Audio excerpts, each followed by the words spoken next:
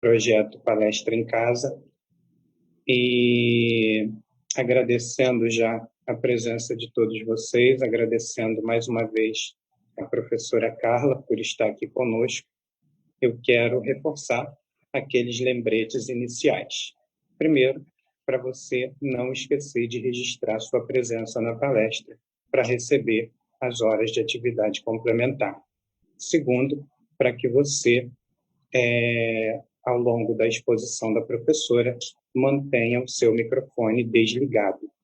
Ao final da palestra, a professora Carla vai responder as perguntas, tanto de quem acessa a reunião aqui pelo Zoom, quanto das pessoas que acompanham a transmissão pelo Facebook.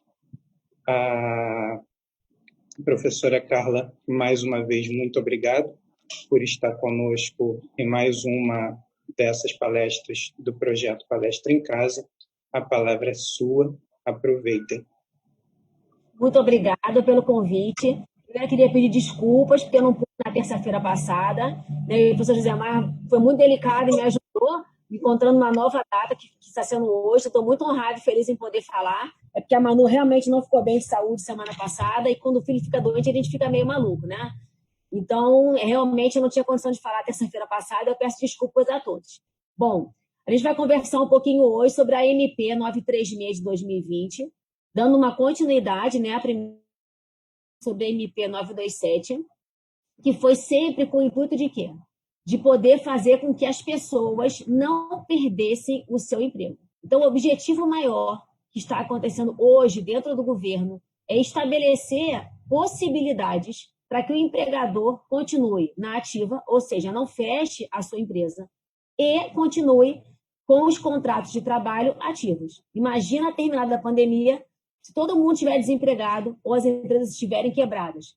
Obviamente, vai ter um boom econômico tão insuportável que até a gente poder se recompor dessa situação econômica vai ser muito complicado. Então, a MP 927 estabeleceu questões que nós vimos como férias, banco de horas negativo, situações que fazem com que você consiga manter o vínculo empregatício, mas só isso não seria suficiente. Por quê?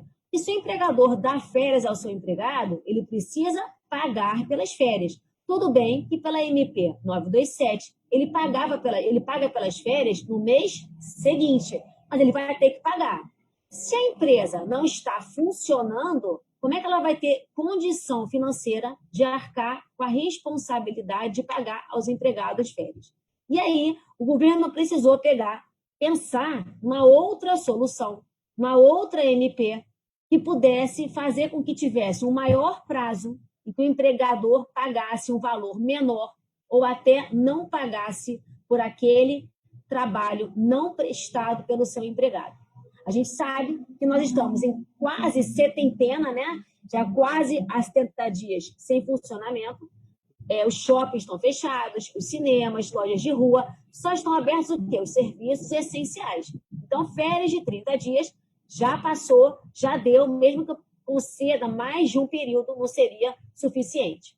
Eu não sei se vocês chegaram a lembrar que quando a MP 927 ela foi criada e foi publicada, tinha um artigo que ele teve uma eficácia, assim, como se fosse um cometa.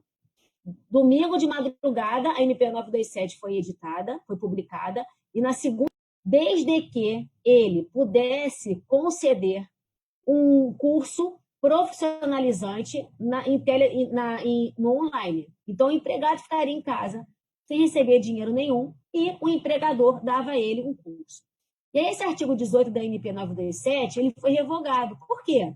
Porque não seria lícito que o empregador suspendesse um contrato de trabalho. O empregado ia viver de quê? Do curso? Como é que ele ia comer? E aí, por essa razão, que se revogou esse artigo e se ficou pensando num mecanismo que pudesse dar a possibilidade de suspender o contrato de trabalho com um pagamento proporcional à da União. Então, o governo federal precisou investir dinheiro, entrar nessa condição para poder facilitar essa possibilidade. Então, as principais características da MP 936 são as seguintes.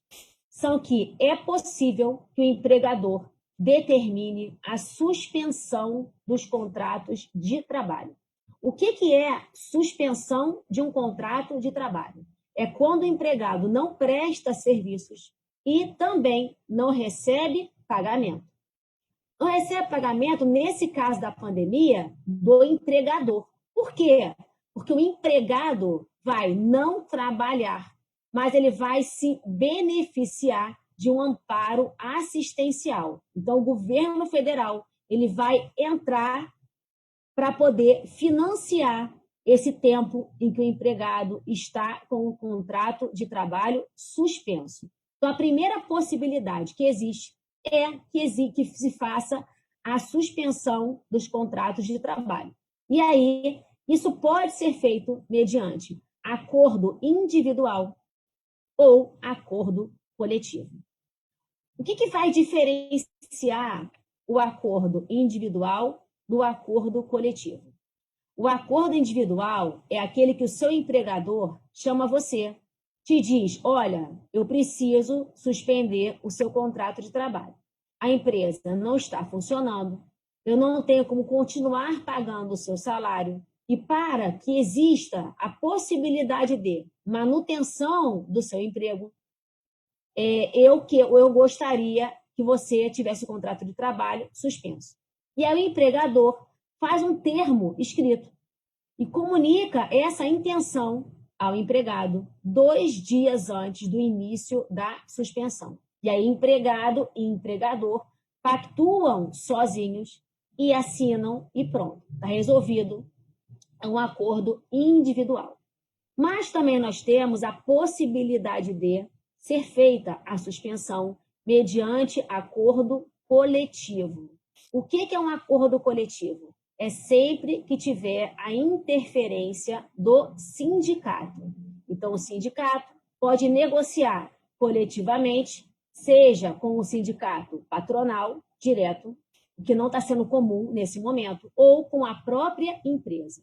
Então, sindicato, patronal e empresa pactuam uma suspensão do contrato de trabalho que vai ser aplicado a todos os empregados que estiverem naquela empresa, naquela condição ali pactuada. Então, o acordo coletivo sempre vai ter a intermediação sindical, enquanto que o acordo individual não precisa ter a participação sindical. E qual é o que prevalece? Os dois prevalecem, excetuando se o acordo coletivo for mais benéfico. E se o meu empregador faz um acordo individual comigo, esse acordo está valendo. É ele que vai valer para o meu contrato de trabalho. E para quem é que se aplica essa suspensão do contrato de trabalho? Ela se aplica a todo o empregado regido pela CLT ou em alguma lei específica, aos aprendizes, aos domésticos. Então, nós temos a possibilidade de ter a aplicabilidade da suspensão aos empregados seletistas. A quem não se aplica, a quem trabalha na administração pública, servidor público, a quem trabalha em sociedade de economia mista, empregado público, e quem trabalha em organismos internacionais. Então, existem vedações à aplicabilidade da suspensão do contrato de trabalho para esses 3 tipos de profissionais, trabalhadores: servidor, empregado público e empregado de organismo internacional. A gente pode pensar assim, ué, Carla, mas o empregado público tem o regime da CLT. Tem. Só que nessa hipótese, o governo entendeu que porque é uma sociedade de economia mista, então tem uma participação governamental, não teria a aplicabilidade da suspensão e, consequentemente, da MP 936 na sua integralidade. E quanto tempo seria possível suspender um contrato de trabalho? Prazo máximo de 60 dias. Então, a lei estabeleceu, através dessa MP, que a suspensão do contrato de trabalho poderia acontecer por um prazo máximo de 60 dias. Então, primeiro ponto, a gente já viu aqui, que na suspensão o empregador não paga para o empregado o seu salário. Ué, quem é que paga? A União. Então, a União é a responsável pelo pagamento deste empregado. E alguém pode pensar assim, Carla, eu ganho por mês R$ 5.000. Se o meu empregador suspender o meu contrato de trabalho, eu vou continuar ganhando R$ 5.000? O que vocês acham, gente? Será que o governo vai estabelecer um pagamento idêntico àquele que o seu empregado, que você ganha no seu contrato de trabalho? Desde que se editou essa MP, se estabeleceu o quê? Se estabeleceu que os critérios para a concessão do amparo, desse amparo durante a suspensão do contrato de trabalho, vamos verificar depois, durante a redução do contrato de trabalho, são baseados no seguro-desemprego. E o seguro-desemprego tem um limite máximo, que é aproximadamente 1.813,03. Então, o limite máximo que o empregador, que o governo vai pagar ao empregado é 1.813,03. Pô, mas eu ganhava 5.000. Então, perdeu. Mas você teve uma vantagem. Qual foi a vantagem, segundo pensa a MP? Você manteve ativo o seu contrato de trabalho.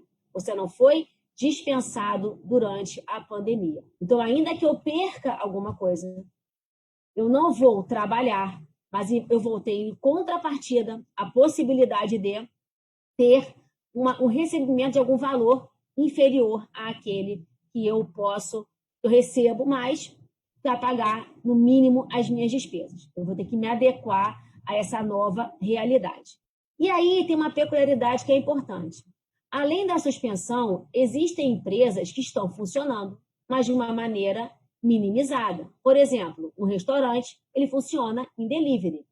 Uma loja pode funcionar em entregas pela internet. Então, às vezes, o empregador, ele pode suspender alguns contratos de trabalho, mas ele pode optar por ter alguns empregados trabalhando em horário minimizado, carga horária menor, para que eles possam atender ao delivery. No caso do restaurante, a entrega. No caso das lojas, a resposta à internet e por aí vai.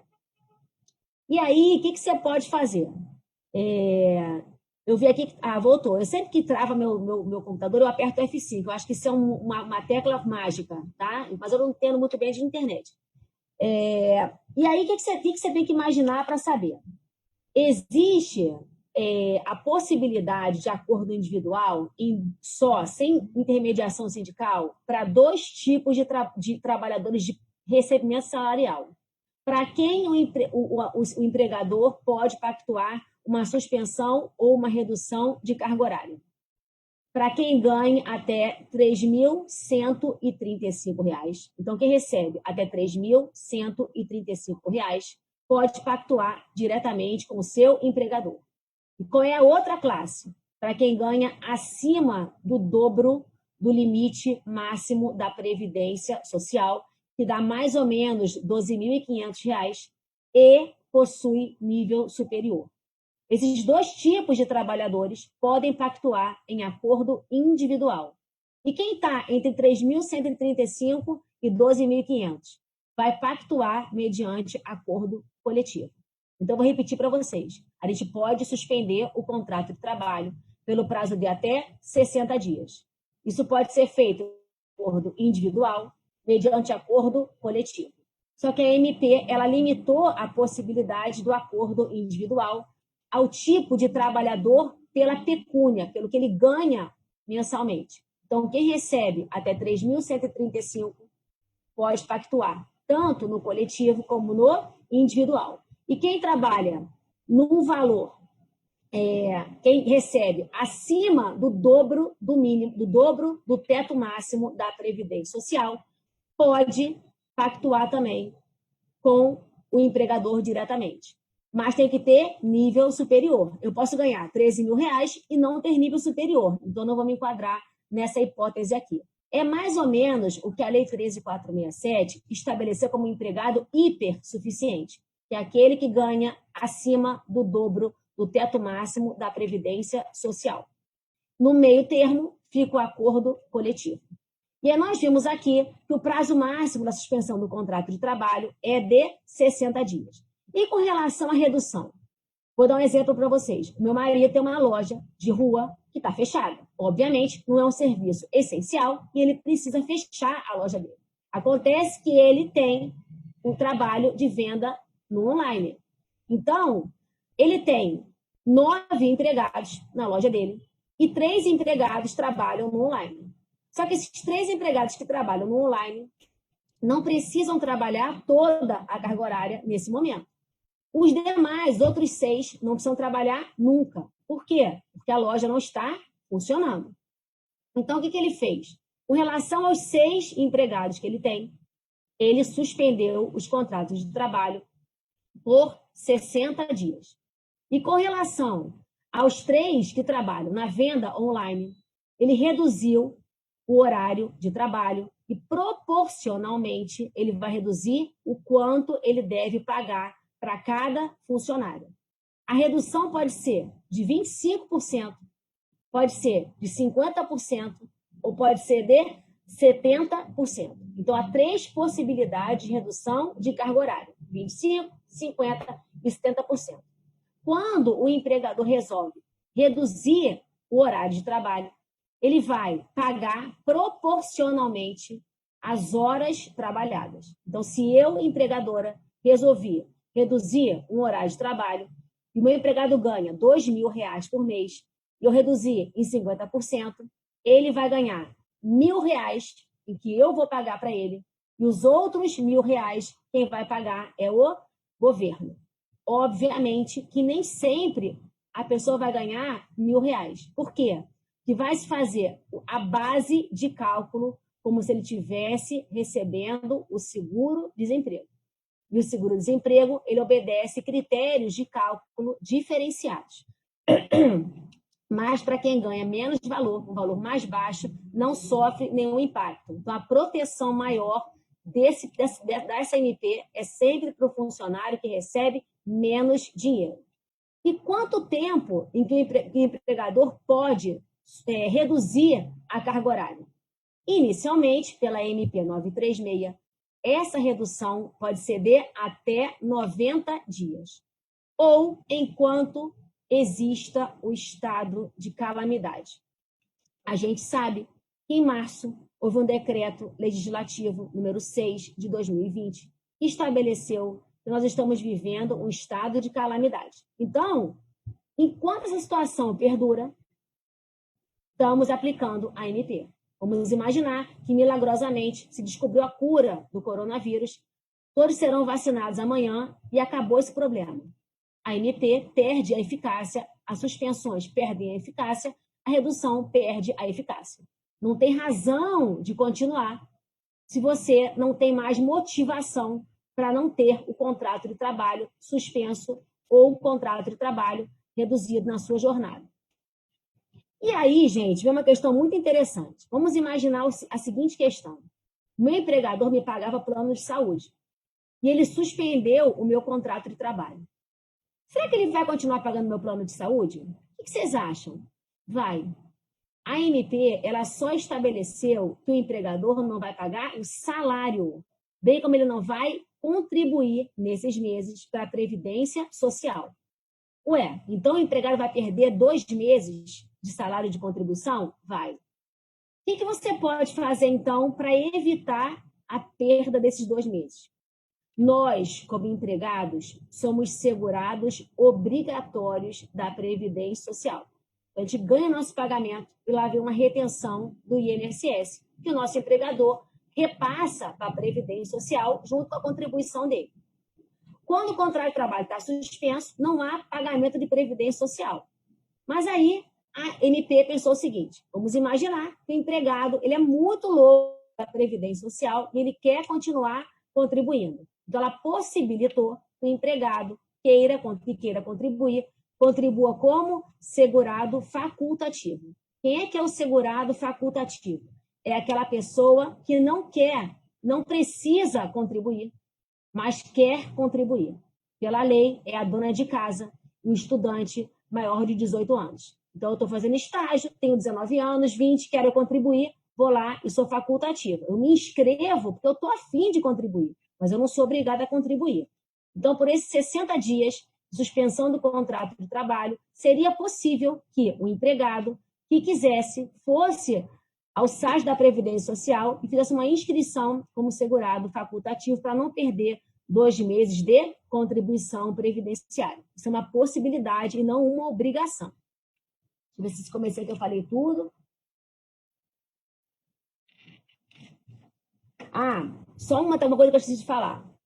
Quando eu falei que a gente pode reduzir 25%, 50% e 70%, eu disse o seguinte, que acordo individual, só quem ganha até 3.135 ou mais do que o dobro, o limite máximo do dobro da Previdência Social. Bom, e o meio só por acordo coletivo? Sim, regra geral. Exceção, se o empregador quiser reduzir 25%, o empregado ganhar entre 3.135 e o dobro do limite máximo, ele pode reduzir em acordo individual. Se for um percentual maior do que 25%, aí ele não pode mais reduzir só mediante acordo coletivo de trabalho. Tá? Eu acho que ficou claro isso para vocês. Estou falando muito rápido, vocês sabem que eu sou tímida e às vezes eu falo rápido demais. Outra coisa importante, pode acontecer do empregador suspender o contrato de trabalho e, mesmo assim, quando o empregado retornar, ele não ser capaz de manter a sua empresa. Foi feito um estudo que nos shopping centers, por exemplo, grande parte das lojas vão falir, vão quebrar e não vão ter mais lastro para conseguir a manutenção do seu próprio empreendimento. Então, o que a lei estabeleceu com relação à suspensão e com relação à redução da carga horária? Ela estabeleceu o seguinte, se o empregador vou falar primeiro suspender a carga horária, o contrato de trabalho por 60 dias, é assegurado ao empregado, no retorno, 60 dias de garantia de emprego. O que é garantia de emprego? É uma estabilidade. Então, se pensaria que, se eu suspendi o contrato de trabalho, eu vou, então, ter o retorno desse empregado e mantê-lo na minha empresa por 60 dias. Mas, cara, eu fechei. Eu não tenho como manter esse empregado. E aí, a MP estabeleceu, na hipótese de suspensão do contrato de trabalho, se quando o empregado retornar, nesse período do retorno da garantia de emprego, o empregador precisar mandar ele embora, ele vai ter que indenizá-lo em 100%. Ou seja, 100% do valor que ele receberia até aquele período do final da garantia de emprego, 2 meses. Ele suspendeu 60 dias, ele vai indenizar por 60 dias também. Tá? Eu acho que até agora ficou mais ou menos claro para vocês. E quando for redução da carga horária? Quando for redução da carga horária, a gente tem uma diferença. Se a redução for de 25% até 50%, ele vai ter que pagar uma indenização que vai ser pela metade o que falta. Se a redução for 70%, ele vai pagar uma indenização maior. Aí vocês pensam assim, mas é uma garantia de emprego, uma estabilidade que prevê uma indenização. Então, na verdade, nenhum empregador é obrigado a manter o seu empregado nem após o final da suspensão, porque a ele é lícito indenizar pelo tempo que restou. Ou seja, suspensão, 60 dias. Quando for redução de carga horária, 90 dias. Então, a gente vai ter esse parâmetro para imaginar. Pena que se tenha estabilidade, eu tenho a possibilidade de, como empregadora, demitir esse empregado e pagar a ele uma indenização compensatória. Então, a gente vai ter que imaginar todos esses mecanismos que estão sendo feitos pela MP 936, que são efetivamente bons para a manutenção de emprego e possibilitou que várias empresas permanecessem na ativa, por enquanto, não é 100% eficaz. Não vai garantir 100% de empregabilidade no retorno. Até porque no retorno pode acontecer do empregado ele não ter nem onde trabalhar, ou não existir a possibilidade de pagamento do seu salário. A gente vai ter uma recessão, e com isso pode ser que algumas empresas fechem as portas e não consigam mais reabrir o seu próprio empreendimento. Então, existe sim um grande esforço do governo para que se mantenha o emprego. Eu acho que a MP, em termos trabalhistas, ela é boa, mas existe sim essa possibilidade, porque não há uma MP que garanta, aliás, não há uma aplicabilidade eficaz que garanta um empréstimo para as pequenas empresas, principalmente, que garanta uma redução de impostos, que garanta não pagar, de repente, as contas de luz, de água nesse período e poder parcelar no futuro. Essas situações fazem com que, mesmo que a empresa não tenha lucratividade, não tenha trabalho, ela tenha gasto. E esse gasto, às vezes, ele é tão alto que não dá a ela a condição, ainda que exista a suspensão do contrato de trabalho ou a redução de carga horária, de se manter dentro do seu próprio empreendimento. Então, ponto importante. Eu trabalho numa empresa há 4 meses. Eu acabei de receber o seguro-desemprego. E aí, recebi o seguro-desemprego, arrumei o trabalho e comecei a trabalhar. Eu não preencho os requisitos para receber o seguro-desemprego. Se o meu empregador suspender meu contrato de trabalho ou reduzir minha carga horária, o governo vai pagar? Vai. Então, não precisa preencher os requisitos para a concessão do seguro-desemprego. Assim como não é necessário que, quando o empregado continue trabalhando, esse período que ele recebeu de seguro-desemprego, quando ele parar de trabalhar, se for uma demissão que enseje a percepção do seguro-desemprego, ele vai receber normalmente. Ou seja, esse pagamento não influencia nem no futuro, nem leva em consideração o passado para fins de seguro-desemprego. É uma situação atípica que foi colocada para a manutenção do emprego dentro da calamidade pública. Deixa eu ver se eu quero falar milhões de coisas aqui que eu anotei. Outra coisa importante. Quando o empregador suspende ou reduz a carga horária, ele precisa comunicar ao Ministério da Economia em até 10 dias. Se ele não fizer essa comunicação, a primeira parcela ela é paga por ele, porque ele é que atrasou na comunicação. Então, por quê? Para que se tenha um parâmetro, um valor de quanto vai ser pago dentro dessa indenização, dentro dessa estimativa de suspensão e redução de carga horária. Quem é que não recebe o amparo?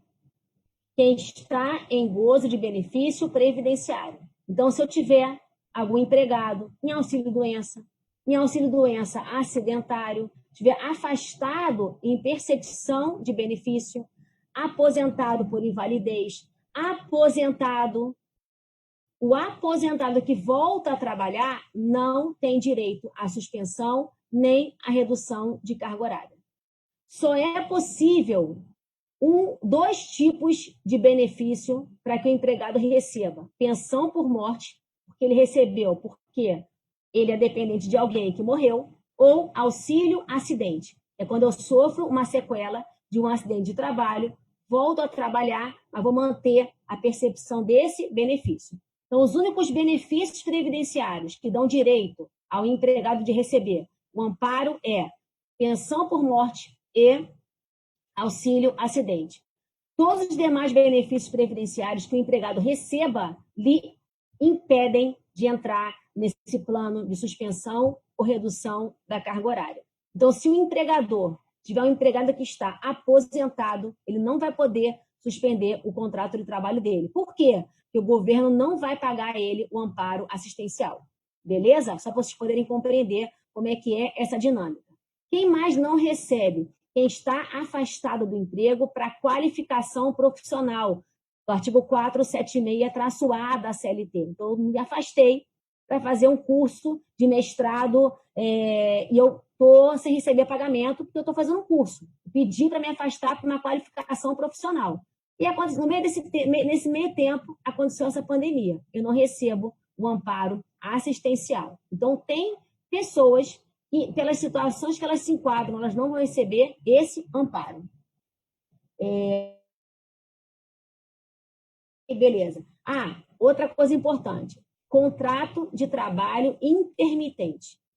O intermitente é aquele contrato de trabalho que tem a sua previsão no artigo 452-A e seguinte da CLT. O que o intermitente tem de diferente dos demais? Ele trabalha por hora, ele trabalha menos horas, regra geral, do que um empregado efetivo. Ele vai lá cobrir um bico. É para regulamentar o antigo bico que existia. Então, eu sou um garçom que trabalha num restaurante só sexta-feira, de 8 à meia-noite. Eu vou ganhar 4 horas por semana, por mês, se forem 4 semanas, 16 horas, se forem 5 semanas, 20 horas. Então, eu posso ganhar menos do que o mínimo. O valor que eu vou receber é quantas horas eu trabalhei naquele mês. O intermitente, ele pode ter mais de um vínculo de emprego intermitente, até para ele poder sobreviver. Qual é o valor que foi fixado para o intermitente ganhar em amparo assistencial? R$ 600 em 3 parcelas.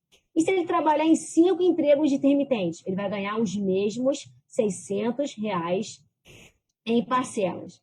Se você trabalha não como intermitente, mas por exemplo, eu trabalho em 2 universidades.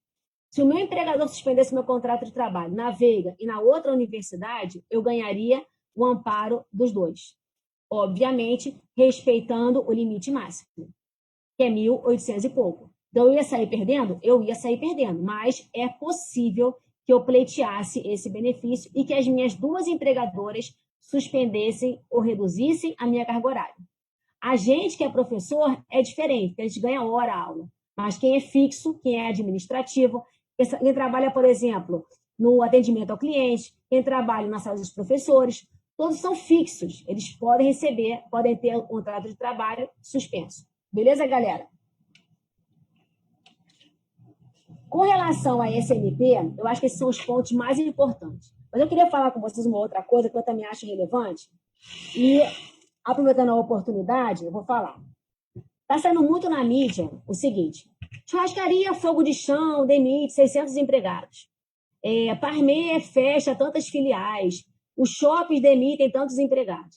E aí vocês devem estar ouvindo falar que muitas empresas não estão pagando as verbas trabalhistas para os empregados. Por quê? Porque elas estão delegando ao governo o pagamento das verbas. Ou seja, elas entendem que o que está acontecendo no Brasil é uma coisa chamada factum príncipes, ou fato do príncipe, que tem a previsão no artigo 486 da CLT. O que esse artigo estabelece? Que toda vez que um ato de uma autoridade governamental fizer com que o meu empreendimento se encerre, a culpa do meu encerramento não é minha, é da autoridade governamental. E, nesse caso, a indenização é paga pela autoridade governamental. O que é a indenização dentro de um contrato de trabalho por prazo determinado? E por metade os dias que faltam para terminar o contrato de trabalho. Artigo 479 da CLT. E o que é a indenização para quem tem um contrato de trabalho por prazo indeterminado? 40% sobre o FGTS. E as demais verbas? Férias, saldo de salário, 13º salário, tudo isso é pago pelo empregador. Então, não procede a alegação de que, ainda que se entendesse que é factum príncipes, que o empregador não pagasse absolutamente nada, o que vai ensejar muitas ações no judiciário trabalhista. A Fogo de Chão mandou embora de empregadas, que foram 600, e ela alegou factum príncipes. A Parmê, ela fez o seguinte: a Parmê, nas lojas de shopping centers, ela mandou embora por factum príncipes. Nas lojas de rua, ela mandou embora por força maior. O que difere o factum príncipes da força maior? A força maior tem a sua previsão no artigo 501 da CLT e seguinte. Ela diz assim: quando um ato inesperado que ninguém poderia prever acontece e faz com que aquele empreendimento encerre suas atividades, dá-se a extinção do contrato de trabalho por força maior. Seria uma situação de, por exemplo, uma tsunami, um vulcão que ninguém imaginaria que ele voltaria a ser ativo, uma tempestade absurda que virou um tufão. Seria uma situação completamente inesperada, assim como está sendo o coronavírus. Ninguém poderia imaginar que o coronavírus fosse surgir, que houvesse um vírus tão potente que atingiria todo o mundo e mataria tantas pessoas, ricos, pobres. Um vírus que atinge a todos e demonstra o quê? Que todo mundo é igual. E aí, gente, quando você discute se a extinção do contrato de trabalho é por força maior, qual é a diferença na indenização? A lei diz assim: quando a extinção por força maior, a indenização será paga pela metade. Ou seja, ao invés de eu pagar 40% de multa sobre o fundo de garantia, eu pago 20%. E ao invés de eu pagar e por metade os dias que faltam para extinguir um contrato de trabalho por prazo determinado, eu pago 1/4 do que falta. Metade da metade. Na verdade, o entendimento majoritário hoje, que vem prevalecendo nos doutrinadores e nos juízes que vêm conversando sobre esse assunto, é que o que está acontecendo é força maior e não factum principis. Isso por quê?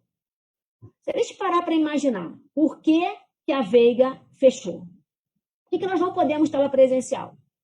Porque lá em março, a OMS estabeleceu que a Covid-19 era uma pandemia mundial. E a pandemia mundial tinha como fator para evitar maior número de contaminados o isolamento social. Então, foi dito que o ideal, nós vimos em outros países também, era que se fechassem os empreendimentos para se evitar a aglomeração, que o contágio é muito grande, muito rápido, então se determinou o isolamento social. O que o governo fez, então? Cada governo de cada estado foi determinando quarentenas. Se a gente para raciocinar dessa forma, a gente pensa o seguinte: a quarentena ela só aconteceu por quê? Que a OMS declarou que o Covid era uma pandemia. Então, nesse momento, o que prevalece? O que é o primeiro ponto? A pandemia. Então, nesse momento que a pandemia é o primeiro ponto, é um acontecimento inevitável. Se ele é inevitável, ele vai gerar força maior. Então, o que se entende hoje, majoritariamente, é que a extinção do contrato de trabalho, nesse momento, é por força maior. E o aviso prévio, que é uma verba devida, na força maior, a corrente majoritária entende que não se paga aviso prévio. O empregador levanta o fundo de garantia, levanta o seguro-desemprego, recebe a multa pela metade, as demais verbas sem aviso prévio. Corrente majoritária. Beleza, galera? E só um último adendo, gente. Eu tenho uma empregada que está grávida, está com instabilidade. Eu posso suspender o contrato de trabalho dela? Pode. Não há nenhum empecilho para que você suspenda o contrato de trabalho de uma empregada que está grávida. Não vejo nenhum problema com relação a isso. Acontece o seguinte, acontece que a empregada grávida não pode continuar com o contrato de trabalho dela suspenso se ela for entrar na licença maternidade. Então, por exemplo, eu tenho uma amiga minha que ela está grávida de 7 meses. Só que ela, com 7 meses, teve contração e não pôde mais trabalhar. E o empregador queria suspender o contrato de trabalho dela. Era lícito isso? Não. Por quê? Porque ela vai entrar em auxílio-doença, ela vai entrar depois em licença maternidade. Então, nesse caso, não pode. Ah, mas tem outra empregada que está grávida de 2 meses. E o empregador quer suspender o contrato de trabalho dela. Pode suspender. Não há nenhum problema com relação a isso. Beleza, galera? Esses são os principais pontos da MP 936. Me coloco à disposição de vocês. Se tiverem qualquer dúvida, podem fazer perguntas. Espero que eu não tenha sido muito rápida, nem tão lenta, né? Porque eu tentei ser bem devagar para explicar para vocês. Qualquer pergunta, passem para a Maria Clara, que ela passa para mim, tá bom? Prazer ter falado com vocês. Beijo. Estou esperando aqui, se tiver alguma pergunta.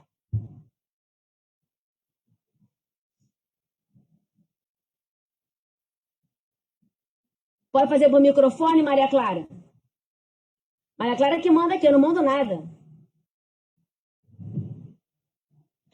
Pode sim, pode fazer, só depois fazer, lembra Carol. só de colocar no mudo, tá? Tá bom. Eu boto o meu no mudo? Não, Não, o seu não. Boa tarde, professora. Fala, Carolzinha. Eu tô com uma pergunta a respeito do comentário que você fez sobre a indenização de 100%. Eu cheguei até a escrevê-la para não esquecer. Você comentou que o empregado que é suspenso quando volta ao trabalho e o estabelecimento fechou, ele deve receber uma indenização de 100% por esses 60 dias, correto? Sim, sim. Isso não poderia ser caracterizado como enriquecimento sem causa, porque ele já recebeu por esse período pelo governo.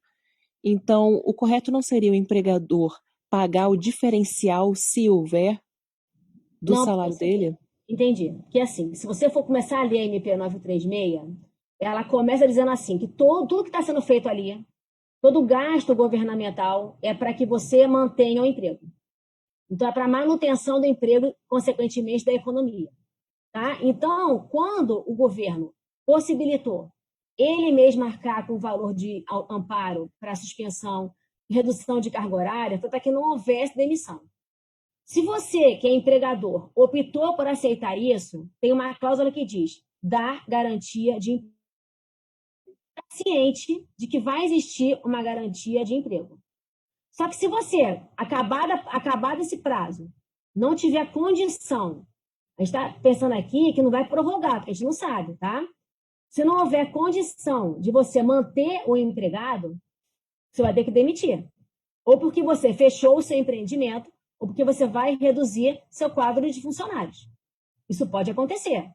E aí, nesse caso, você tem que estar ciente também que porque você assinou um acordo em que na MP dizia que há uma garantia de emprego, e você vai ter, então, o direito a receber, a pagar, vai ter a obrigação de pagar uma indenização.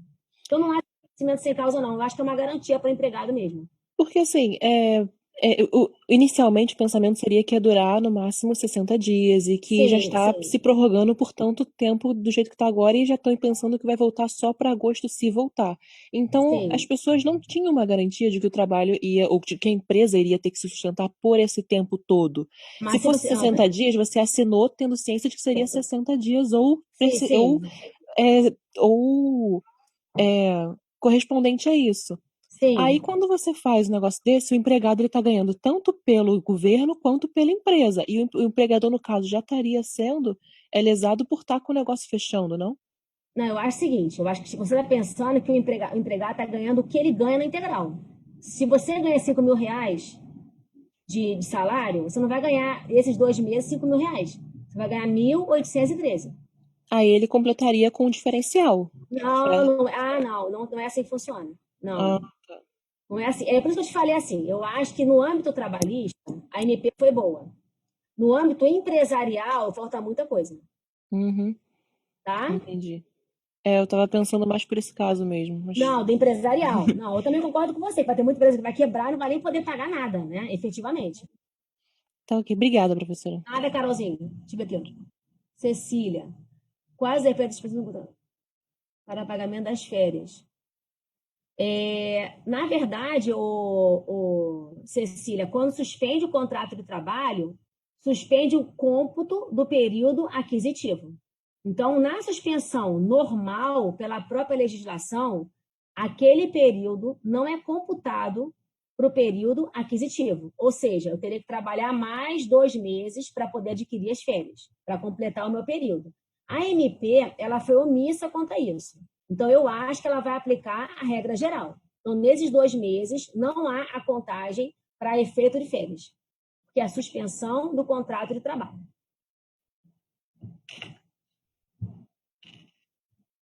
Vê se ficou claro, tá?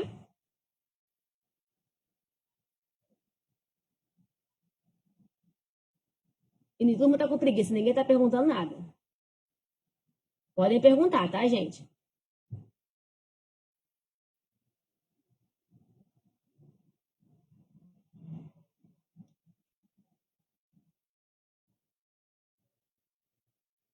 Me abandonaram, Josemar.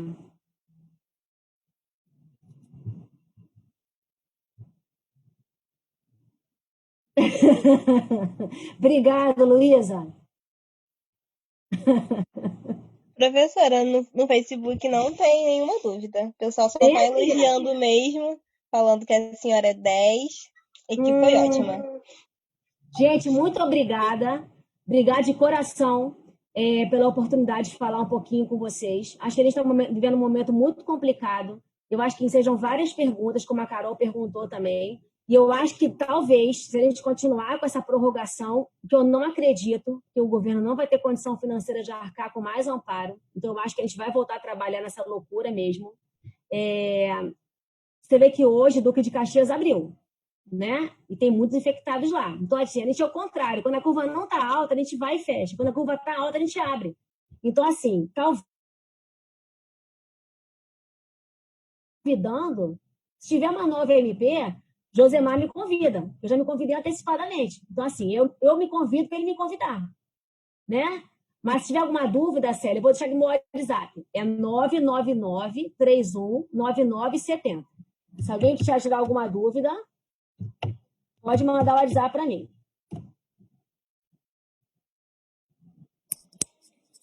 Teletrabalho? Não, ela não alterou nada de teletrabalho. Ela falou, inclusive, que quando houver redução da carga horária, ele pode trabalhar com redução, né? E trabalhar o resto do período em teletrabalho. Isso ele faz essa menção. Eu posso trabalhar da minha carga horária 50% em teletrabalho. E quando houver suspensão do contrato de trabalho, Vitor, o empregador não pode mandar e-mail, WhatsApp, nada que eu tenha que trabalhar. Eu não posso prestar serviço, é uma fraude. É isso que ele fala como menção, beleza? Josemar já apareceu aqui, acho que ele vai falar. Josemar é maravilhoso, ele vai continuar com o projeto. Oi, Carla. Oi, meu amigo. Então, segundo a Maria Clara, não temos mais perguntas. Tem só uma aqui rapidinho, deixa eu ler aqui rapidinho. Calma aí, professor. Apareceu uma do nada. Ah, tá bom. Não, porque eu tinha uma pergunta. Vai lá. Quanto tempo o plano de saúde tem que ser mantido quando contrata? O tempo da suspensão. Todo o tempo. Tuana é minha aluna. Oi, professora, eu tenho uma pergunta. Desculpa. Fala, Cecília.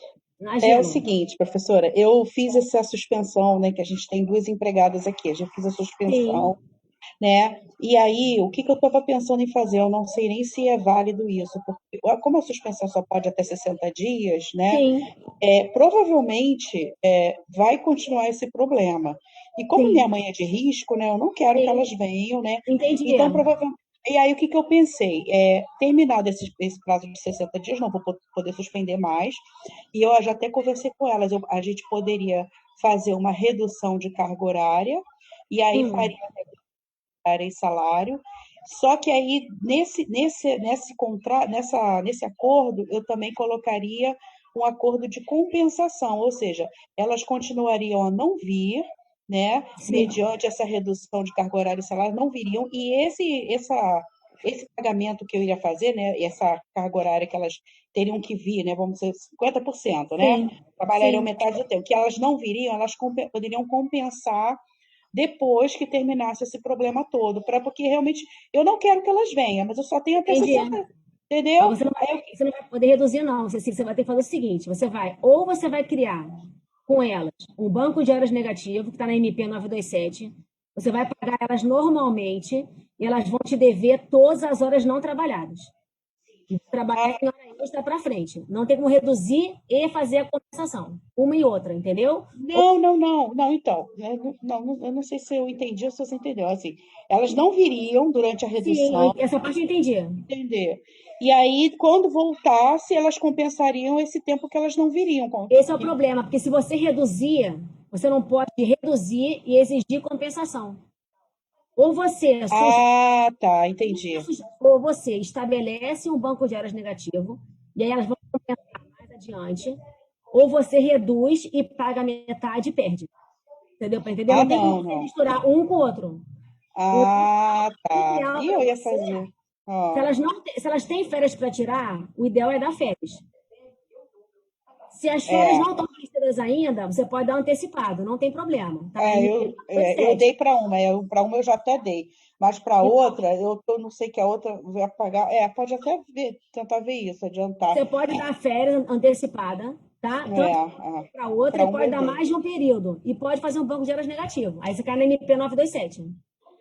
Tá, aí esse banco de horas eu faço o quê? Mediante escrito, acordo escrito. Tudo escrito, que no tempo de tanto a tanto, elas não vão trabalhar e você vai ficar credora da carga horária delas, no período você vai pagar o valor normal salarial e quando elas retornarem, elas vão ter que compensar a carga horária em 18 meses. Então, mas é que eu digo assim, eu não entendi. Então, eu vou pagar o valor normal que eu digo, eu não vou poder... o valor normal 50%. Não vou poder, então, fazer os dois. Você não pode reduzir carga horária e compensar o resto. Entendi. Você aplica uma MP ou você aplica outra.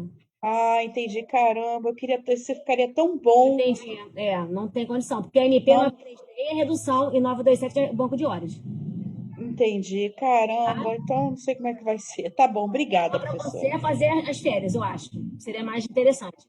Melhor, Tá bom, professora. Tá bom, obrigada. meu amor? Obrigada.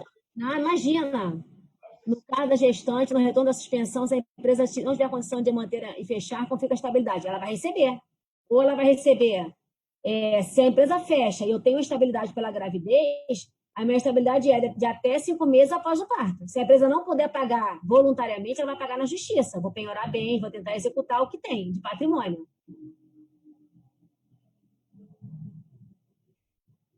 Eu acho que sim, Beatriz.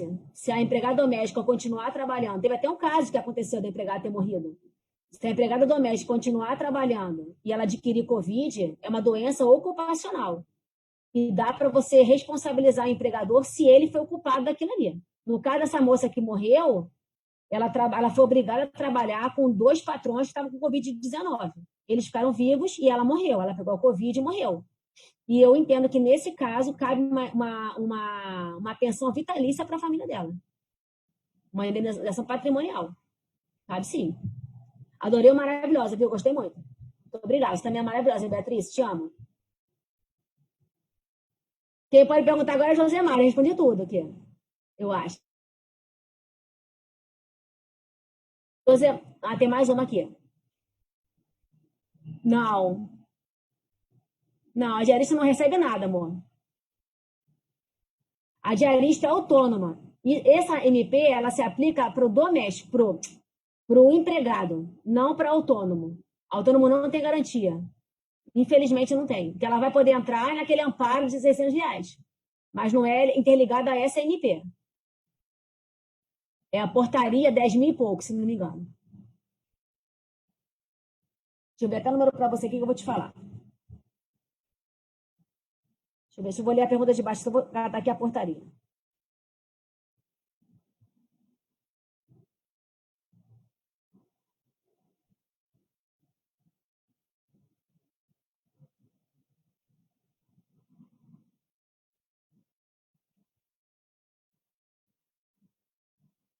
É portaria 10.486 de 2020.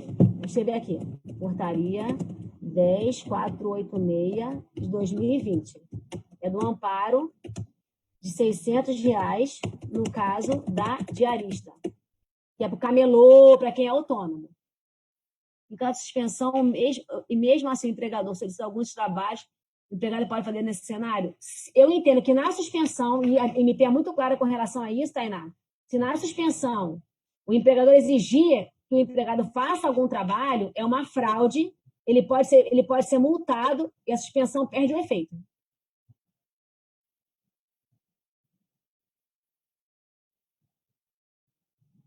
Como assim, Carol? Não entendi. Você vai pegar Covid?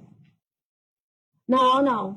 Porque, olha só, doença ocupacional só dá em quem é empregado, não em quem é autônomo. Por isso que a diarista não vai ganhar. Não, tem nenhum direito. Ela pegou na sua casa, ela pode ter pego no ônibus. Tá bom? Ela não ganha direito nenhum. Acidente de trabalho é para quem é empregado. Tá aqui no artigo 118 da lei 8.213/91 e na súmula 378 do TST. A diarista é autônoma. não tem direitos trabalhistas pela CLT. Beleza?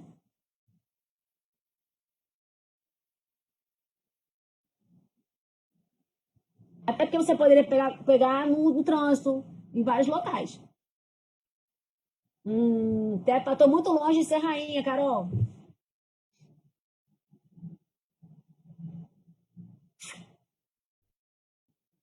Tô me achando, hein? Vou ficar metida.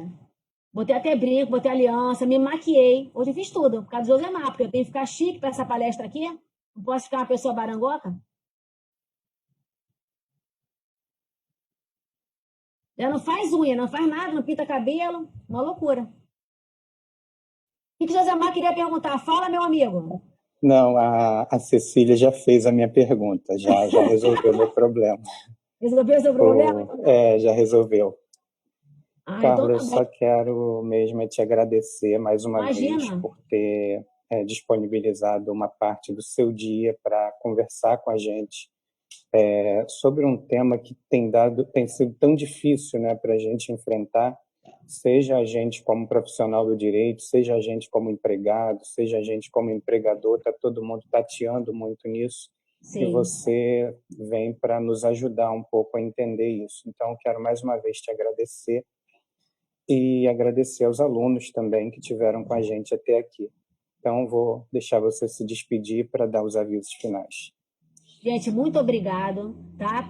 Para o Josemar pelo convite, pela oportunidade de eu poder vir em outro dia falar, pelas perguntas. Espero que vocês tenham conseguido compreender. Como o Josemar falou, é um assunto que ela nos atinge de todas as formas, né?